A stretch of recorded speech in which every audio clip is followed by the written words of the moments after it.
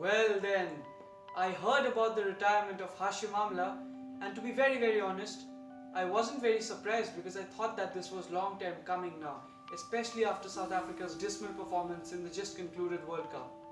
I think South Africa's focus will now be to build a team for the next tournament, possibly the Champions Trophy and the 2023 World Cup, which is the larger picture.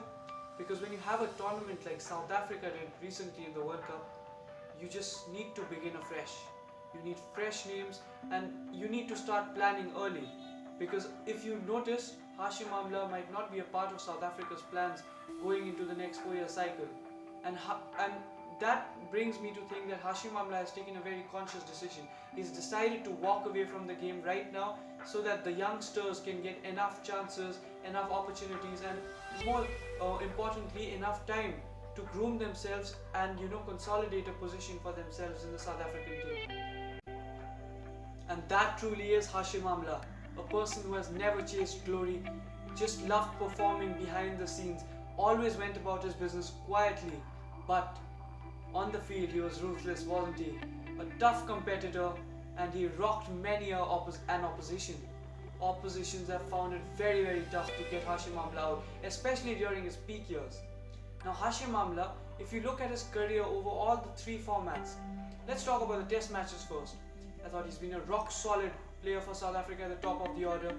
Teams always want that kind of security and stability at the top of the order, and South Africa had a gift with them. They had a precious diamond, I feel, in Hashim Amla, and it's going to be a big void to fill for the next player who comes in. It's probably going to be Aiden Mahram, but it's not going to be easy. It's a legacy that Hashim Amla is leaving behind, and those are big shoes to fill, aren't they? The innings that stands out for me from Hashim Amla's test match career has to be that triple hundred. He became the first South African to score a triple hundred in a test match when he did that against England in 2012, if I'm not mistaken, and that innings was a glorious one. He just went about his business in a calm, the usual Hashim Amla manner. His ODI career then, well, the records speak for themselves, don't they? Hashim Amla is the fastest to 2K, 3K, 4K, 5K and 6K runs in ODI cricket. And by doing so, he's also ahead of players like Virat Kohli, Rohit Sharma. So he's been ahead of this league, and Hashim Amla has been a wonderful South African player in the ODI circuit. In my opinion, Hashim Amla performed best in the one-day format. T20s then. Many people have written off Hashim Amla. Even now, people don't speak of him as the T20 player. They always say that no, Hashim Amla, no, the strike rates, no, he can't hit the ball out of the ground, and you need that in T20s. But let's look at his IPL record. He's played 14 games. He's made runs at a strike rate of 140 plus, and he has an average of more than 40, and that includes 2 centuries. Now when you have 2 centuries in 14 IPL games, I think that shows that you have had an excellent T20 career and you are gifted in the format. No one, I think, can say that Hashim Amla isn't a T20 player. His records speak for themselves. Even in the Manzi Super League, all the domestic T20 tournaments that he's played, he's had a very reasonable record. A strike rate of more than 120 for an opener is a very decent record, and Hashim Amla has proved himself in all 3 formats. And I think people can say what they want to, but there's no running away from the fact that Hashim Amla has been a super performer for South Africa in all 3 formats. In whichever team he has been, he's been an asset.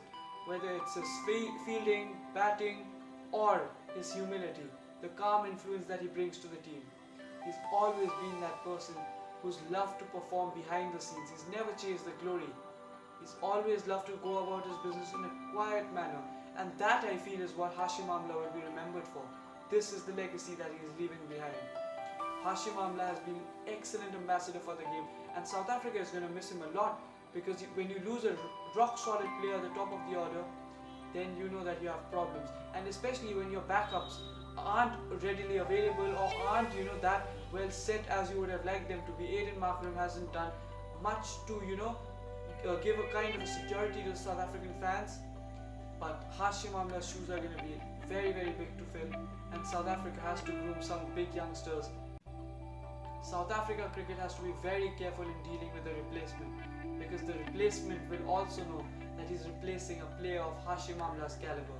And sometimes you just get nervous, you forget about your own technique, your own game, and start focusing on the negatives that come from the outside world. People will start saying, oh, he can't fill Amla's void, but you just need to be calm. And I think Cricket South Africa needs to look into that matter as well. I don't know whether it's Aiden Markram or who it's going to be, but South Africa cricket needs to take care of this now. Going back to Amla, I think he's been a solid performer again, and Amla will be remembered for all the good things. A calm, humble person, a person who's always wanted in the dressing room. Hashim Amla is by far, for me, the greatest batsman South Africa has ever produced. We will continue to see him in the Manzi Super League, the domestic tournaments, but it's curtains on the green and gold jersey.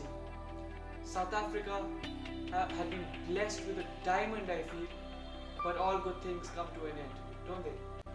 That's all from the Cricket Hub then. Catch you later.